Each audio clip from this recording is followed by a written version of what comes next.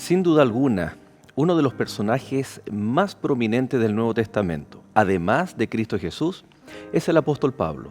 Sus predicaciones, sus viajes misioneros, su determinación y vehemencia para predicar el Evangelio. ¿Cuál es el aspecto importante en la vida de Saulo, que después pasó a ser Pablo? Hoy vamos a compartir, vamos a estudiar junto a nuestros invitados la conversión del apóstol Pablo. El antes, el durante allí en Damasco y también el después. ¿Qué ocurrió después de su conversión? Sin duda alguna que esto también representa aquel encuentro que nosotros debemos tener también con Cristo Jesús, para que nuestras iglesias, para que nuestro discipulado y nuestra vida pueda ser muy semejante a la experiencia vivida por el apóstol Pablo. Quédese junto a nosotros, porque aquí comienza y le damos la bienvenida a Lecciones de la Biblia.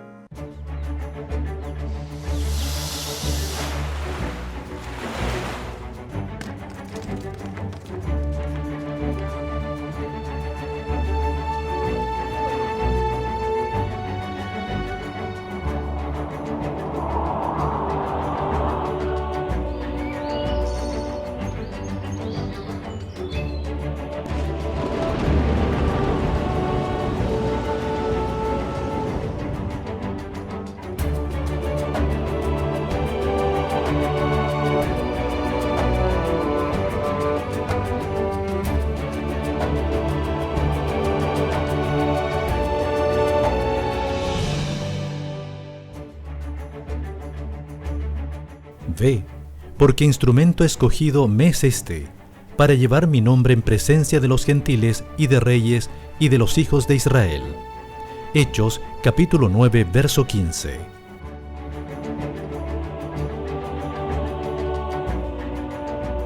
Muchas gracias por estar en compañía de Lecciones de la Biblia. Estamos muy contentos de compartir nuevamente con ustedes un capítulo más, una lección más acerca del libro de Hechos de los Apóstoles. Hoy vamos a hablar acerca de un episodio extraordinario. Creo que todos hemos escuchado este personaje llamado Saulo y después llamado Pablo, esta conversión del apóstol Pablo. Así que estamos muy contentos de darle a cada uno de ustedes una cordial bienvenida a nuestro programa Lecciones de la Biblia y también a nuestros invitados. Tenemos una semana más. Pastor Óscar Alvarado, muchas gracias por estar con nosotros. Gratitud a Dios y gracias también la invitación a cada uno de ustedes, los que forman Nuevo Tiempo, el canal de la esperanza. Así es, para aquellos amigos que están recién integrándose en la sintonía, ¿no, Pastor, de el distrito Viña del Mar Oriente, ahí Correcto. En la zona central, costera de nuestro país, ¿no? Así es, ahí estamos y quiero extender un saludo a todos los hermanos de Viña Oriente que nos están viendo, ¿verdad?, por este medio también. Y de los cuales una de los miembros de su iglesia es mi madre. Es la mamita de usted, Así Pastor es. Joel. Así Exactamente. Es, también un saludo para ella y para la familia. Aprovechamos, ¿no?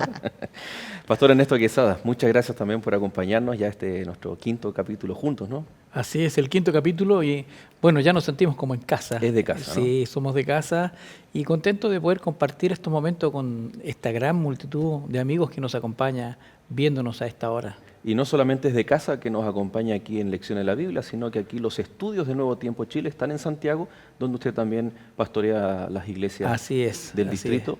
Fe y Esperanza, ahí estamos, Fe y Esperanza. Aprovecho nuevamente de saludarles, como ya lo hemos hecho día tras día, o programa tras programa, ¿verdad? Un saludo para el distrito Fe y Esperanza. Así es, para que después no le cobren los hermanos. Los hermanos cobran. Bueno, bienvenidos, amigos, bienvenidos. Y vamos ¿les parece? Tiene usted su Biblia. Hoy vamos a hablar acerca del libro de Hechos, la conversión de Pablo, como ya anunciamos. Por lo tanto, si usted tiene su Biblia, téngala en su mano. Si no la tiene, puede tener una aplicación allí en su celular o un papel, anotar los textos bíblicos, ¿no?, para poder corroborar todo aquello que estamos conversando. Y como vamos a abrir la palabra de Dios, necesitamos de la oración y del Espíritu Santo. Pastor Óscar, por favor, diríjanos en oración para iniciar este Claro que sí. Oremos. Tierno Dios que estás en el cielo, te agradecemos porque una vez más podemos estar aquí en este programa donde muchas personas no solamente serán oidores, sino que esperamos, Señor, también que puedan experimentar lo mismo que experimentó Saulo. Aquel hombre, Señor, que no era parte de tu pueblo, era más bien una persona que estaba en contra de tu pueblo, persiguiendo, pero después experimentó la presencia de Cristo y tuvo una gran transformación para ser útil en tu obra. Permite que tu palabra llegue a cada corazón en este día, en nombre de Jesús. Amén, Señor. Amén. ¿Quién era Saulo?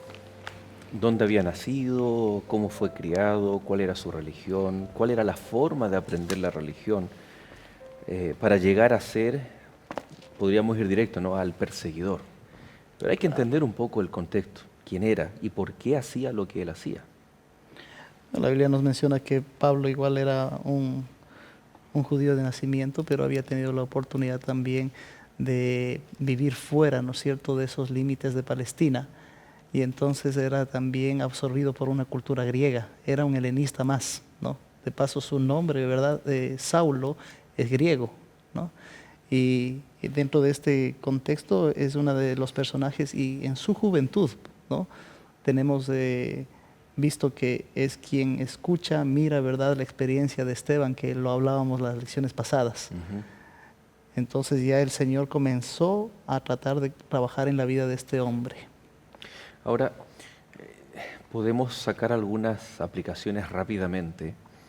Pastor Ernesto, Saulo era, o la familia de Saulo, tenía un apego a las tradiciones, a tal punto que cuando era joven, cuando era niño, ¿no?, a hacer su discipulado a los pies de Gamaliel, él no es protegido o blindado de la cultura grecorromana y es llevado a Jerusalén a un sistema de educación bastante interesante, ¿no?, para conservar en él tradiciones.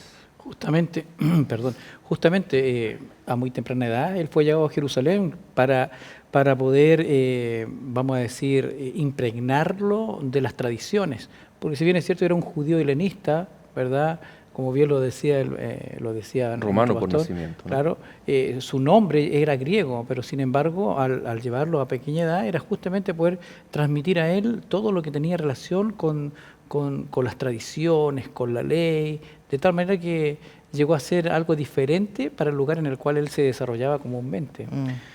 A temprana edad, a los 13 años, los niños comenzaban a hacer su proceso discipulado, de los cuales no todos eran exitosos, ¿no? Después de fracasar, llamémoslo así, en el proceso discipulador, podían tener la chance de volver a la casa de su padre, hacer tiendas, ser carpinteros, ser pescadores, etc. Quienes llegaban a ser maestros o príncipes o líderes de la religión judía eran pocos. Me estoy acordando de los esenios, por ejemplo. Ellos tenían que estudiar toda la Torá, se sometían a un examen de la Torá, y si es que pasaban ese examen, después se sometían a otro examen de la comunidad de los esenios, que en el fondo los esenios, los celotes, los fariseos, todos estaban sometidos a un proceso de enseñanza que se llama el discipulado, ¿no? Y es allí donde Saulo llega a sentarse a los pies de Gamaliel, y que se iba desarrollando algo bien interesante, un celo por defender, por perpetuar tradiciones, ¿no?, las costumbres religiosas. Vamos a decir que realmente Pablo era un ortodoxo, pero que rayaba en el fanatismo finalmente. Y eso le trajo bastantes complicaciones en su vida personal a posterior, obviamente. Cuando un medio se transforma en un fin. Claro. Porque no estamos hablando en contra de esas tradiciones que en su momento eran ceremonias, ¿no?, ceremonias y fiestas. En algún momento se transforman en una ley paralela, que era una ley oral, que después, al ser escrita, es una ley llamada la ley rabínica, ¿no?, donde estos niños tenían que aprenderse de memoria no solo la ley de Dios, la ley moral, la ley de Moisés, sino la Torá o el Tanaj, sino también debían aprender estas leyes ceremoniales y especialmente rabínicas, que eran adicionales. Entonces iban desarrollando, como tú dices, un fanatismo, ¿no?, un celo por mantener la pureza de las enseñanzas que existían en aquella época. Claro, y como mal dije que finalmente que todo eso había sido un problema para él, pero la verdad que el problema no era para él. Ese fanatismo lo llevó a que la iglesia, en realidad Pablo era el gran problema para la iglesia cristiana del tiempo. Pero él no se daba cuenta, ¿no? pero no se daba cuenta. En realidad fue una terquedad, ¿no es cierto?, que se fue desarrollando en él, porque su mismo maestro en algún momento le dice, mira, si es que los cristianos, ¿verdad?, crecen, eso va a ser de Dios. Y si no crecen, van a morir con el tiempo. Pero en su celo, ¿verdad?, que había desarrollado, ahora se va en contra del mismo consejo que le dio su maestro. Y comienza a ser el gran perseguidor de la iglesia cristiana. Una de las claves y siempre lo comentamos, ¿no?, cuando hacemos ilustraciones en los sermones, en las predicaciones, el billete falso de 10.000 o 20.000 pesos acá en Chile, o el de mayor valor que usted tenga en su país, ¿no? Es difícil darse cuenta que uno tiene un billete falso, porque uno no es especialista en ese negocio, ¿no? Ahora, es fácil para nosotros analizar la vida de Saulo antes de su conversión, como perseguidor, como alguien que estaba contra Dios, pero pongámonos en los zapatos de él. ¿Qué sentía él que hacía en relación para con Dios? La misión que él tenía. Él era sincero, ¿no? Él era sincero, realmente él creía estar sirviendo de esa forma a Dios. Claro, porque nosotros ahora podemos decir, Saulo antes estaba errado y ahora después estaba cierto, pero nosotros le decimos ahora, Saulo estaba errado, pero ¿qué sentía él? De hecho, disculpa, de hecho hoy hay mucha gente que cree servir a Dios en su ignorancia, pero son fieles a sus propias convicciones. Tal vez a la vista nuestra están equivocados, pero las personas no saben que están equivocadas hasta que se les enseña a distinguir el billete falso, como bien tú decías. Claro. En tu caso, Ernesto, antes de conocer al Señor, tú hacías cosas que tal vez por ignorancia eran propias de una vida, de disfrutar la vida como joven, y que no sabías si estabas bien o incorrecto de acuerdo a los principios de Dios. Pero ¿cómo te sentías tú haciendo esas cosas? ¿Que sentías culpa? ¿Estabas errado? ¿Dios perdóname? ¿O al no saber los principios de Dios? ¿Cómo eso se vive? Mira, interesante lo que me preguntas, porque justamente estaba pensando en el apóstol Pablo. No soy Pablo, pero en cierta medida era celoso de lo que yo creía. Yo me eduqué como cristiano católico. Y de hecho, cuando en más de alguna oportunidad, me recuerdo ahí en Valparaíso, se paraban los hermanos evangélicos a predicar. Y yo recuerdo, y con pena lo digo, no lo digo con alegría ni mucho menos, me avergüenzo de esto, ponía la música muy fuerte para que se fueran. Pero sin embargo, y hoy agradezco, porque por su insistencia finalmente incluso yo llegué a aprenderme versículos de memoria por causa de ellos, ¿sabes tú? Porque de tal manera amó Dios al mundo. Y sabes que no me hubiese aprendido ese verso si aquellos hermanos no hubiesen sido tan insistentes. Pero yo en mi terquedad e en mi ignorancia, ignorando las Escrituras, procuraba entorpecer la labor que ellos estaban haciendo. Bueno, y hoy aquí estoy, hoy me llaman pastor. Es interesante, ¿no?, que cuando no tenemos esa percepción. Ahora, es interesante porque Saulo era un hombre religioso, era un hombre celoso de lo que en aquel entonces se conocía como no solo la Biblia, sino que también, bueno, después de Cristo las ceremonias habían caducado y el fariseísmo seguía insistiendo en la práctica de aquellas cosas. Ahora, vamos a Hechos, ¿qué les parece? Capítulo 26, porque el verso 9, o a partir del verso 9, el mismo Pablo, cuando relata su conversión, él se enfoca primero en su pasado, después en su encuentro con el Señor y después, ¿no es cierto?, lo que ocurre en el futuro de aquel momento. El verso 9 dice, yo ciertamente había creído mi deber hacer muchas cosas contra el nombre de Jesús de Nazaret. Primera cosa, él creía que era su deber. Que era su deber. Estaba cumpliendo con su deber. Y lo hacía excelente, ¿no? Porque ya habíamos visto el caso anterior ¿te acuerdas, Óscar, ahí en Hechos 7, las ropas de Esteban? ¿Qué significa eso de que las ropas son puestas a los pies de Saulo? Que ahora Pablo, ¿no es cierto?, iba a tomar una situación, ¿verdad?, de empoderarse de algo, ¿verdad?, que iba a suceder más adelante. Le estaban poniendo la confianza y de hecho él se va a convertir más adelante en una persona aliada para este grupo de sacerdotes que estaban en contra de Jesucristo. Interesante que era como que él estaba a cargo de la muerte o de la ejecución de Esteban. De Esteban, ¿no? Claro. O sea, hasta ese punto. Esteban, decíamos entonces que fue el primer mártir. ¿Podríamos aseverar entonces el capítulo de hoy que Saulo se convirtió en uno de los primeros perseguidores también de la iglesia, ¿no? Ahora, Correcto. dice el verso 10, lo cual también hice en Jerusalén. Yo encerré en cárceles a muchos de los santos, habiendo recibido poderes de los principales sacerdotes, y cuando los mataron, yo di mi voto.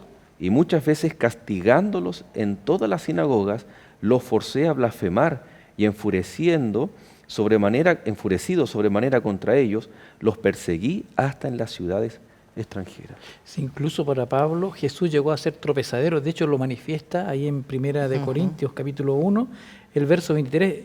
El mismo Pablo declara, pero nosotros predicamos a Cristo crucificado, para los judíos ciertamente tropezadero, y para los gentiles locura. Esa era la impresión que él tenía antes de la conversión. Ahora, cuando él declara, ¿no?, todo lo que hacía, claramente en el contexto del capítulo 26, es para contrastar, ¿no es cierto?, las tinieblas, la luz, como él después dice. Se ve un conflicto notorio, ¿verdad? Donde en este punto Saulo es un instrumento no de Dios. Lógicamente está siendo la marioneta, ¿verdad?, que el diablo está utilizando para tener una persecución y terminar. Pero alguien puede decir, pero Óscar, Saulo oraba, Sí. Saulo estudiaba la Biblia, Saulo iba a la sinagoga o a la iglesia. ¿Cómo una persona así puede ser usada por Satanás? Ahí mismo la Biblia nos da muchos ejemplos de eso, porque lamentablemente estaban poniendo una letra fría sobre el espíritu, ¿no es cierto?, que nos enseña las Escrituras. Entonces lo formal, las cosas rituales, ¿no es cierto?, inclusive una ley que las llevaba en sus hombros el pueblo, ¿no?, era algo que era muy superficial y no habían tenido un encuentro, ¿verdad?, con el Dios creador. Y eso es lo que se experimentaba Pablo. Cuando Saulo va con una delegación, va con cartas en la mano hacia Damasco, Justamente. para eliminar, para perseguir a la iglesia allí en esa ciudad, en Damasco. ¿Qué ocurrió? ¿Qué fue lo que aconteció? ¿Por qué Dios intervino de una forma sobrenatural? ¿Qué estaba en juego? ¿Qué estaba en peligro? ¿Cuál era el riesgo? Antes de responder todas estas inquietudes, ya vimos un poquito el pasado de Pablo. Ahora vamos a ver en ese presente, ¿no?, en ese momento crucial, o el antes y el después, que es el momento de la conversión o el encuentro con Cristo Jesús. ¿Qué determinó eso? No se separe, ya vamos a volver con todas estas respuestas con respecto a la conversión de Pablo.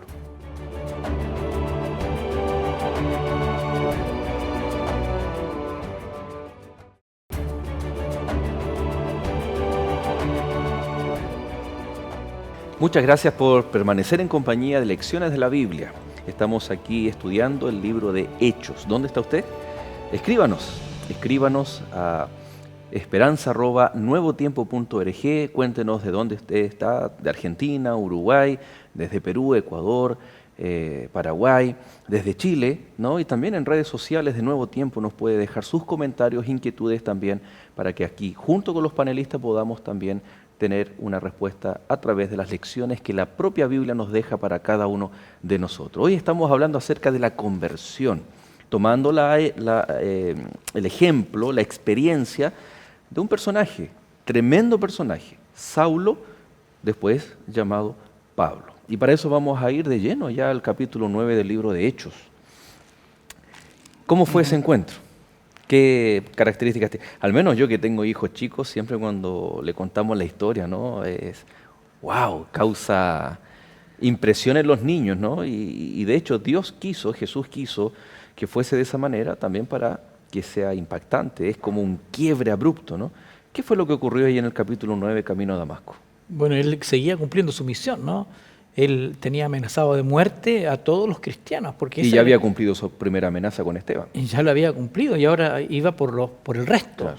Pero mientras iba camino, tan empecinado en querer hacer desaparecer a cada cristiano, ocurre algo sorprendente. Ahora, esas ropas en los pies de Saulo, es interesante que cuando uno tiene una misión y tienes no solamente la carta oficial de los líderes, sino que tienes esa autoridad intrínseca de ya haber matado a un líder, a alguien, a un diácono, ¿no? Y como que todos arrancando, ¿no? Los niños de pronto juegan, no sé, diferentes versiones en los países, ¿no? Que uno persigue a otro, un policía, un ladrón, al escondite, y el que persigue se siente como yo tengo autoridad o puedo Dominar. dominar. El ejemplo no es el mejor, pero claramente Saulo iba con determinación y con la garantía de que ya había hecho algo tremendo, un quiebre para la iglesia. Nunca se imaginó. Muchos arrancaron de miedo. Y más Exactamente. todavía porque él se consideraba, iba con respaldo, iba con cartas, Sí, sí, ¿viste? sí. Iba respaldado por el sumo sacerdote, por los sacerdotes, o sea que él, chipe libre. La verdad es que él ya se miraba en Damasco, ¿verdad? Realizando su misión. Nunca pensó, ¿verdad?, que en el camino iba a suceder algo, y eso nos sucede a cada uno de nosotros como seres humanos. Tenemos, ¿verdad?, un fin, tenemos una meta, pero no sabemos lo que puede suceder en el camino. Dios, ¿verdad?, interviene en la historia del mundo y de manera particular en las personas. Vemos en este aspecto, ¿no? Porque Pablo, desplazándose hacia un lugar, Cristo, ¿verdad?, le alcanza. No fue Pablo el que busca a Cristo, todo de paso. Es Cristo siempre el que va a estar buscando al ser Sí, humano, ¿no? desde el Génesis, ¿no? Desde el Génesis. Y esta no es la excepción. Y ese es el proceso de la conversión, ¿no? Donde el hombre es encontrado por un Dios amante. Y ahí vemos también la soberanía de Dios, ¿no? Dios Por llama a quien supuesto. quiere, cuando quiere y donde quiere. Sí. Finalmente, Exactamente. Él es el soberano. Él puede llamar a cualquiera de nosotros, incluso al peor de los que nosotros podríamos considerar peor. El Señor lo puede llamar y lo puede transformar con un toque. Y qué interesante, aunque la soberanía de Dios nunca está por sobre la decisión del ser humano, Correcto. pero qué interesante también ver de forma paralela, y que lo vamos a profundizar en las siguientes lecciones, es que gracias a esa persecución y muerte de Esteban, muchos cristianos huyeron y permitieron que Antioquía se transformara en el primer centro misionero. Bueno, no nos vamos a adelantar, ¿no? Pero es decir, algo negativo, la iglesia se podría haber desanimado y claramente huyeron por miedo y Dios tenía que actuar. Dios tenía que actuar. Ese es el Dios, ¿no? De algo malo, de algo perverso, de algo que humanamente dice no hay remedio, Dios lo transforma, ¿no es cierto?, algo positivo. En realidad, al final viene a ser una bendición, que uno humanamente al comienzo no lo entiende, ¿no? Pero después el Señor nos dará la oportunidad de dar esas respuestas. Esteban vio a Jesús sentado a la diestra del Padre. Y poco tiempo después, ese mismo Jesús se manifiesta, ya de una forma gloriosa, una teofanía, se manifiesta ahí cuando esta comitiva, liderada por Saulo, va camino a Damasco. Interesante eso, ¿no? Ujú. Que podría haber sido un ángel, porque Cristo ya Claro. estaba ministrando. Sí. No quiero decir ni dejar a interpretar de que Cristo abandonó su ministerio para venir a convertir a Saulo, o no a convertirlo, sino a encontrarse para que la respuesta de Saulo fuera por sí o por no. Pero ¿sabe? Lo que me llama la atención de eso que ocurre ahí camino a Damasco es que cuando Jesús interviene en esta persecución, Jesús dice una palabra realmente que a mí me sorprende. Le dice, Saulo, Saulo, ¿por qué me persigues? O sea, al estar persiguiendo y procurando asesinar a los cristianos, era Jesús a quien seguía. En otras palabras, la iglesia es el cuerpo de Cristo. Y levantarse en contra de la iglesia es levantarse en contra de Jesús. ¿Cuál fue la respuesta de Saulo, ya que está esa pregunta, ¿no? Saulo, Saulo, ¿por qué me persigues? ¿Qué responde él y cómo lo hace? La respuesta de Pablo, quizás en otro momento no lo hubiese dicho así, pero ahora, ¿verdad?, sabiendo quién era, ¿no es cierto?, dice, ¿quién eres, Señor? ¿Quién eres, Señor? Se está poniendo, ¿verdad?, en su misión, ¿no? Está poniendo a Cristo, ¿verdad?, en un lugar que Él le corresponde, reconociéndole como Señor. ¿Quién eres, Señor? Y después el Señor Jesucristo, ¿verdad?, describe quién es, ¿no? Y eso a mí me llama la atención porque en este momento Saulo va a tener un encuentro tan íntimo con el Señor Jesucristo que va a ser lo que más adelante va a entrar en un proceso, ¿verdad?, de cambio total. Es interesante que los discípulos vieron lo que Jesús hacía de una forma al sanar, al predicar, al enseñar. Y cuando Jesús le pregunta a los discípulos, ¿quién creen ustedes que yo soy? Y Pedro responde, tú eres el Cristo, el Hijo del Dios viviente, bienaventurado, no te lo ha revelado carne ni sangre, sino mi Padre que está en los cielos. Hay una confrontación de reconocer que Jesús es el Hijo de Dios. La respuesta es interesante, ¿no? ¿Quién eres, Señor? Y está la contrarrespuesta de Jesús que dice, yo soy Jesús. ¿No les parece que él podría haber respondido de muchas maneras, no? Yo soy el Cristo, el Hijo del Dios viviente, como la respuesta que dio Pedro. A Pedro. Entonces, pero acá él dice, yo soy Jesús, ¿no? Porque claramente Saulo sabía quién era Jesús. Él sabía quién era Jesús. No había convivido con él, no había estado con él, pero claramente sabía. Es capaz de reconocerlo, lo sabía perfectamente. Y es como un niño cuando es sorprendido haciendo algo malo. Dice que con voz temblorosa, inmediatamente le pregunta, Señor, ¿qué quieres que yo haga? Inmediatamente él cambia todos sus planes, porque él sabía lo que estaba haciendo. Pero ahora cuando es enfrentado por Jesús, le cambia todo su plan. Así es. Fíjense que llama la atención las veces que repite la palabra Señor. O sea, yo me imagino que como buen judío, buen hebreo, que sabía de memoria cuando Moisés, que era un líder para el pueblo hebreo, Moisés estaba en el desierto cuidando sus animales y de pronto ve una zarza que está ardiendo. O sea, hay una manifestación. También sabía que Jesús, que Dios se había manifestado desde el monte. También sabía que se había manifestado. O sea, las manifestaciones de Dios, por ejemplo, cuando el templo se llenaba de humo, la columna de fuego, la columna de nube. Y cuando él ve este resplandor, automáticamente la pregunta es, Señor. ¿Quién eres, Señor? O sea, él no está diciendo, esto es de un ser humano. No. ¿Quién eres, Señor? Él sabe que es sobrenatural. Y es por eso que la respuesta es, yo soy Jesús. Tú no quieres aceptar que yo morí, que soy el Salvador y que resucité. Y aquí está la mayor evidencia de que resucité, estoy vivo, estoy glorificado y lo que tú escuchaste de Esteban es cierto. Es cierto. Porque yo no vengo de Jerusalén. Claro. ¿De dónde vengo? Vengo del cielo. Del cielo. Ahora hay un aspecto importante, que todo lo que sucede en ese momento, Saulo está en el suelo, está polvoriento, está humillado, recién caído del caballo. Está caído del caballo. Claro. Y es sorprendente porque además, ¿verdad? Quien oye la voz es solo Saulo.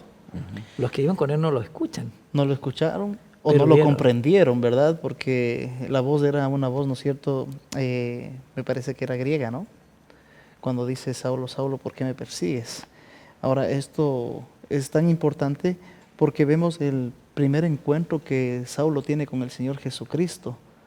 Y tembloroso, ¿verdad? Sin ánimo, dice la Biblia, que quedaron todos los demás atónitos. Y es llevado, ¿no es cierto?, hacia Damasco, finalmente. Ahora, ¿no? De la mano. ¿Por qué? A eso quería ir, ¿no? Queda ciego. Queda ciego. Con el resplandor. Ahora, Saulo, si bien recibía órdenes, pero él también ejecutaba órdenes. Y la Biblia dice, el Señor le dijo en el verso 6 del capítulo 9 de Hechos, levántate y entra en la ciudad y se te dirá lo que debes hacer. ¿Les parece similar a Abraham, Génesis 12, no? Anda a la tierra que yo te demostraré. ¿Pero cuál, Señor? Tranquilo, confía. Confía. No, la tierra la vas a ver cuando llegues. La tierra que yo te voy a mostrar. Un paso de confianza, de fe. ¿Será algo similar que Pablo, a esta altura Pablo, ¿no? Ya debía ya confiar literalmente, ciegamente, ¿no? Ciegamente. ¿Qué simbolismo tiene eso? ¿Qué representa de que él haya quedado ciego, que tenga que, no sé? Permíteme hacer un paréntesis. Es porque Jesús no hace nada al azar. Nada al azar. Y no era un castigo por lo que había hecho para vengar a Esteban. No creo que sea eso claramente, ¿no? Tiene un propósito también eso. Sin duda. Permíteme hacer un paréntesis, porque yo dije que los que le acompañaban no entendían. Es más, entendían, pero no veían a nadie. Ujú. Escuchaban, pero no veían a nadie, Ujú. que es diferente, muy Claro. diferente. Era, cierro paréntesis. Está bien, está bien. No, Ahora, está bien. Me llama la atención también que este hombre ahora que va siendo llevado, como tú bien lo dijiste en el verso 6, tiene algo que hacer. Dios le dice, tú vas a ser levantado para hacer algo. No solamente para que tú creas o sientas, sino que el Señor lo va a involucrar, ¿no es cierto?, en una acción. Y esto es algo importante, ¿no? ¿Qué quieres, Señor, que haga? ¿Qué quieres, Señor, que yo de aquí en adelante, qué es lo que yo voy a porque él fue realizar? entrenado a través de este discipulado farisaico para obedecer y hacer. Exactamente. Exacto. Pero el Señor por al menos 3 días, quería romper esos preconceptos que él tenía, que la misión de Cristo no tiene los mismos parámetros que la misión que a él le habían pedido como Saulo. Y a tal punto que le dicen, vete a la ciudad, ve a la ciudad, él tiene que ser llevado, y dice, por ejemplo, el verso 9, donde estuvo 3 días sin ver y no comió ni bebió. A mí me llama la atención cuando Jesucristo, por ejemplo, hace uno de sus milagros, ¿no? Y había un muchacho que estaba botando espumarajos, le llevan uno de los discípulos y dice el Señor que, y le reclama, ¿no? ¿Por qué ustedes no pudieron sanarlo? Este género, dice Jesús, solamente sale con ayuno y oración. Aquí dice la Biblia claramente de que él entró en un periodo, ¿no es cierto?, podríamos decir, de purificación, de santificación de su vida. Hay un proceso ¿no? físico, De físico. y que también refleja algo espiritual. Y espiritual, porque más adelante dice que Ananías lo visita, ¿no es cierto? Y Pablo dice en el versículo 11 al final, he aquí, él ora. Es decir, ahí vemos los dos elementos, ¿no? Ayuno y oración. Y oración. Es decir, entra en una comunión con el que le estaba llamando de tal manera, ¿no es cierto?, que comienza ahora a ser una persona nueva. Los discípulos entraron en la misma situación cuando fueron elegidos. Antes de que vayan a predicar, echar fuera demonios y hacer tantas señales que pudieron, fueron a tener un encuentro con Jesucristo, ¿no? La comunión. Incluso yo llego a pensar hasta en la historia ahí de Jonás, ¿no? Viste que Jonás también estaba siendo desobediente al llamado y estuvo 3 días también Dentro del vientre de ese gran pez, dice, pero finalmente y pasó las mismas condiciones. Aquí veo que Pablo ya, ¿verdad?, también está 3 días a ciegas, pero en oración, en ayuno. En reflexión. En reflexión. O sea, cuán importante es también que nosotros, esto también debe servirnos a nosotros, ¿verdad?, para hacer una mirada introspectiva, si estamos realmente cumpliendo la misión que Dios nos ha encomendado.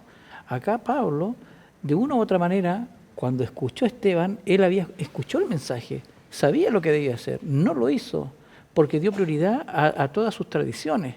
El darse cuenta del error que cometió o de lo que estaba haciendo lleva 2 caminos.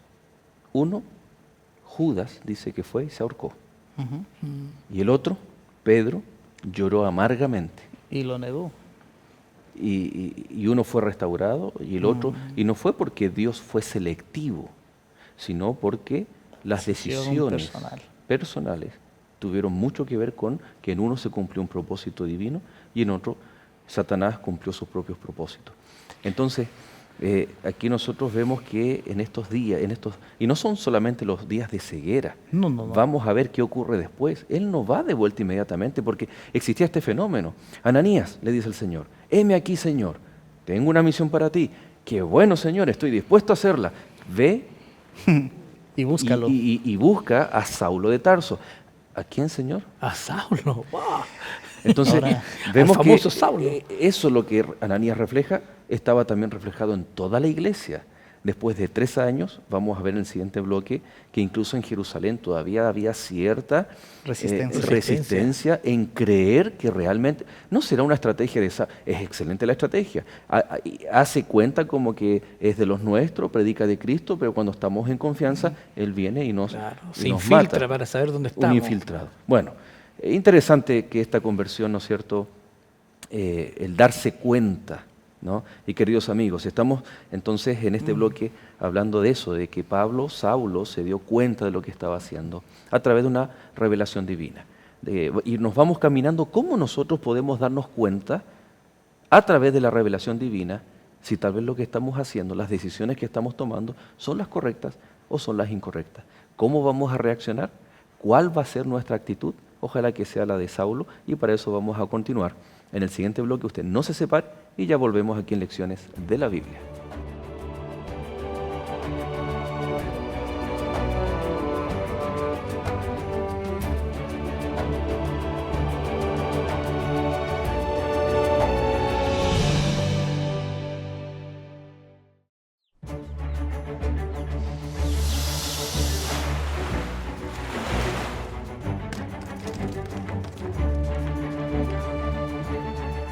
¿Te has preguntado por qué hay sufrimiento? ¿Cómo es Dios? ¿Cómo hablar con Dios? ¿Cuándo volverá el maravilloso Jesucristo? Estos y otros interrogantes serán resueltos en este material denominado La Biblia Habla. Este material es preparado por la Escuela Bíblica de Nuevo Tiempo y es totalmente gratuito. Llega hasta tu hogar. Para solicitarlo, solo debes escribirnos a esperanza@nuevotiempo.org o llamarnos de inmediato a los teléfonos que aparecen en pantalla.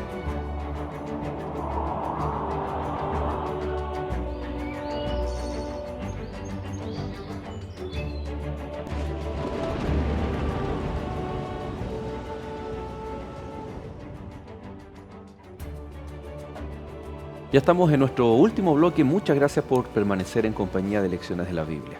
Queremos que usted pueda escribirnos, que usted nos haga llegar sus mensajes a través de la plataforma de YouTube, a través de las redes sociales de Nuevo Tiempo. Para así pueden ser pedidos de oración. Queremos orar por usted, por sus hijos, por su familia, por alguna situación especial, algunas inquietudes bíblicas o cualquier comentario que sea de edificación para nuestro programa. Es interesante que muchas veces los tiempos cronológicos no nos detenemos a considerarlos como corresponde, ¿no? Pensamos que Pablo, estando en Damasco, recibe la visita de Ananías. Ananías ora por él, Saulo recobra la vista, va a Jerusalén y comienza su ministerio. ¿Cómo comienza el ministerio de Pablo? No fue fácil, ¿no? Porque si consideramos que pasó esos 3 días en oración, en ayuno, Ananías ora por él, recobra la vista, comprende, entiende ahora cuál es su misión, pero sin embargo, cuando él quiere desarrollar su ministerio, nos encontramos ahí con el verso 26, de Hechos de los Apóstoles, capítulo 9. Cuando llegó a Jerusalén, trataba de juntarse con los discípulos. Mira, él procuraba juntarse con los discípulos, pero todos le tenían miedo, no creyendo que fuera discípulo. Es decir, El rechazo. El rechazo. Fue difícil, no fue fácil tampoco para él. Por eso menciona la Biblia textos anteriores, pero Saulo mucho más se esforzaba y confundía a los judíos que moraban en Damasco, demostrando que Jesús era el Cristo. Es decir, también había, ¿verdad?, algo donde él se sentía inquieto y decía, esta gente no me está creyendo. Esta gente, ¿verdad?, piensa que es un drama, piensa, ¿verdad?, que es una artimaña, pero yo me voy a esforzar para darles a conocer a Jesucristo. Ahora, aquí hay un punto también que yo quisiera resaltar, es que después del encuentro que tiene Saulo con Jesucristo, con el Jesucristo resucitado, glorificado, Dios, ¿verdad?, le permite entrar en una esfera de relacionamiento con la iglesia. Porque el proceso de la conversión no es solamente, ¿verdad?, lo que Dios hace en ti, sino que ahora Dios te lleva, ¿verdad?, a relacionarte también con el cuerpo, que es la iglesia. En este caso, ¿verdad?, Ananías, ¿no? Y después de eso, entonces viene, ¿no es cierto?, lo que la Biblia dice, fue bautizado. Inclusive la Biblia dice que el Espíritu Santo lo recibió antes de ser bautizado, ¿ah? Eso me llama a mí la atención en esta conversión que tiene Pablo. Y también hay otro aspecto, viste, que con ese mismo celo que él tenía antes de ser Pablo, una vehemencia. Esa vehemencia, ese querer, ese avasallador, también él ahora quiere cumplir la obra rápido. De tal manera dice que él le predica a los griegos y con elocuencia y todo lo que tú quieras, incluso procuraban matarle por causa de eso, porque él era avasallador, quería llevar adelante la obra. Cuesta un poco entender, podemos encontrarnos con una persona que toda su vida ha sido esclava de los vicios, y de pronto entra a la iglesia y dice, no, Jesús me sanó, Y uno lo queda mirando y en qué momento va a tener una recaída. Somos desconfiados del poder de Jesús para transformar las vidas. Algo inherente le pasó a la iglesia ahí en Damasco, tanto a los judíos como también a los cristianos, ¿no? Ahora, ustedes dicen, ¿no?, ciertamente que él tenía esa vehemencia, determinación para predicar, pero no estaba causando el efecto esperado, porque decían, como decíamos en el bloque anterior, ¿será una estrategia para eliminarnos? ¿Será que es real lo que él dice? En algún aspecto tal vez el creyente decía, espero, anhelo de que él realmente se haya convertido, pero quedaba esa incertidumbre, esa desconfianza. ¿Qué hace Dios? ¿Cuáles son los planes de Dios? Y fíjense que el mismo Pablo lo relata en Gálatas capítulo 1, el versículo 17 dice, ni subí a Jerusalén a los que eran apóstoles antes que yo, sino que fui a Arabia y volví de nuevo a Damasco.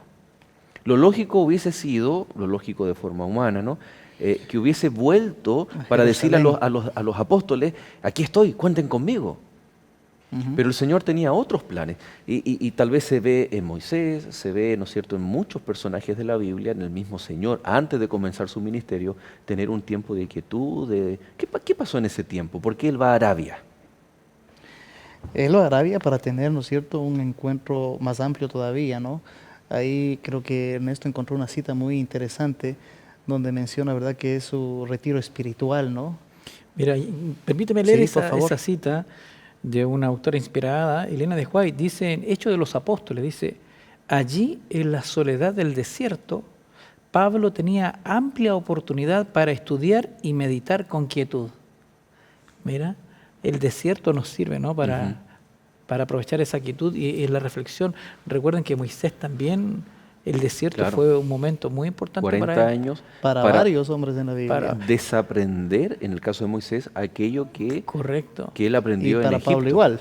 Exacto. Para desaprender, ¿verdad?, sus tradiciones y ahora experimentar Creo algo que nuevo. nos haría bien pasar por el desierto, Sí, ¿no? sí, sí. Sin Aquí en duda, Chile hay porque mucho desierto, entonces... tenemos bastante desierto, así que fui pastor en Calama. Sé lo que es pasar por el desierto. Ahora hay un punto también que yo quisiera resaltar, ¿ah?, que después de haber sido bautizado, dice la Biblia, si el escritor Lucas, ¿verdad?, tuviera mentalidad chilena, dijera al tiro, ¿no? Al tiro.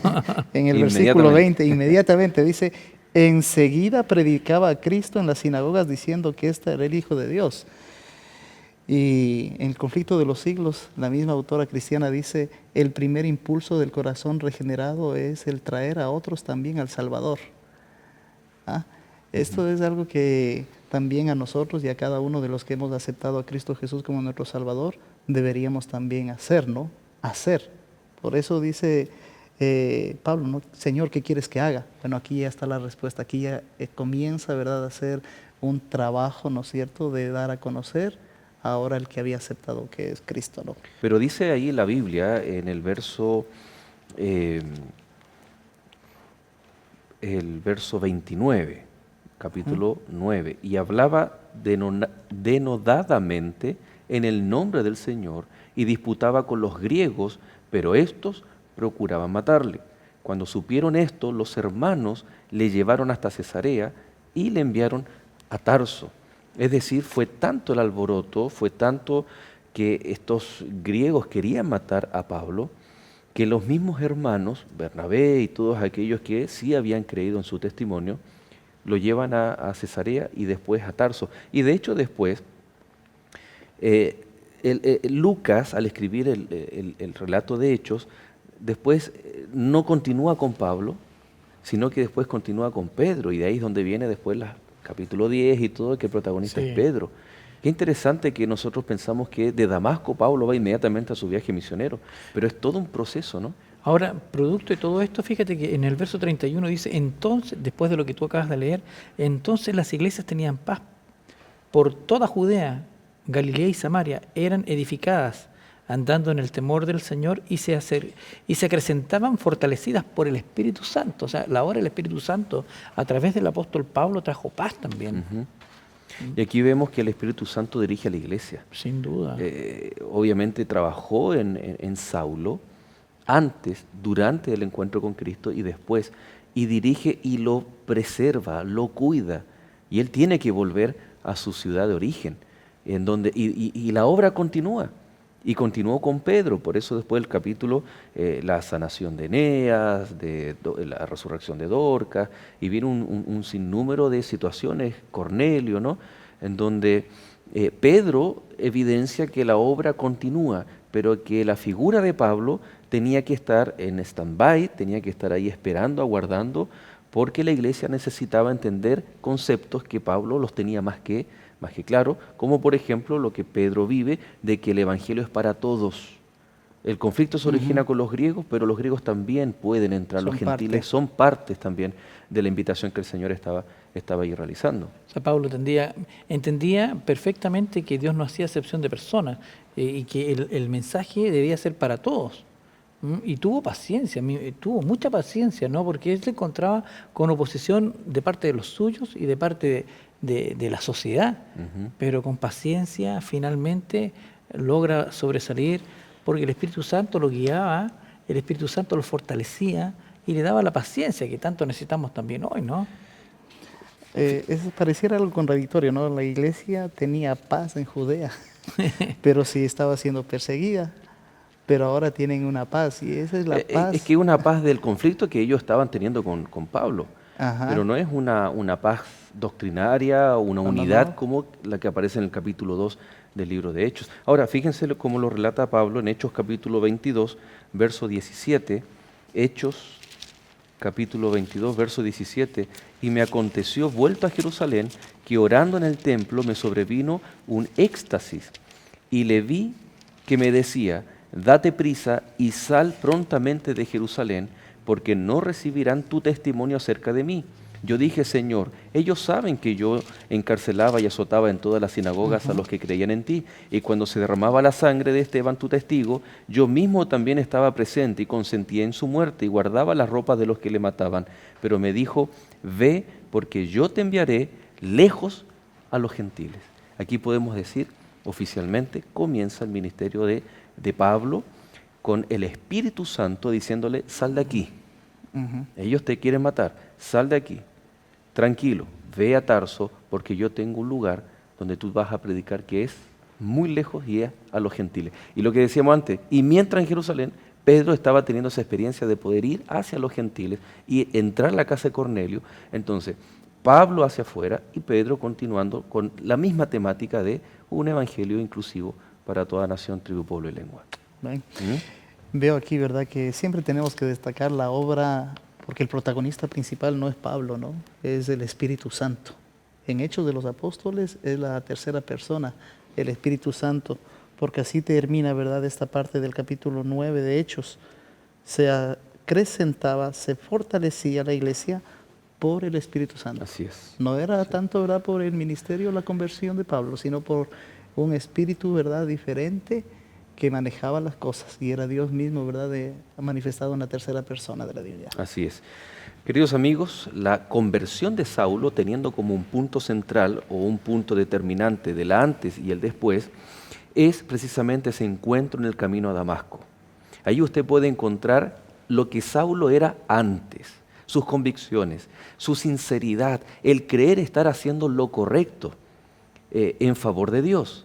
Ese encuentro. Entonces tenemos el antes, el pasado, el durante, ese encuentro ahí en Damasco, o camino a Damasco, y después también esos 3 días en donde él no veía, pero sí podía, en ayuno y oración, tener ese encuentro con Dios.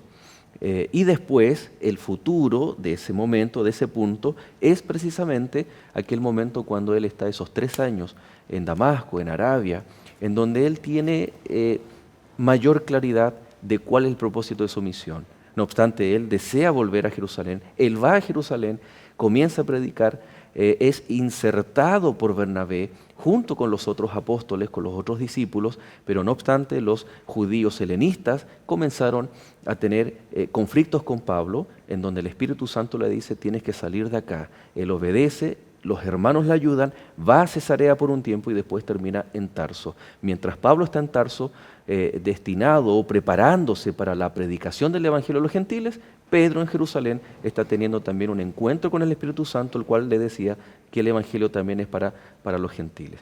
Qué interesante, pastor, y en el minuto que nos queda, poder hacer un llamado a nuestros amigos, ¿no?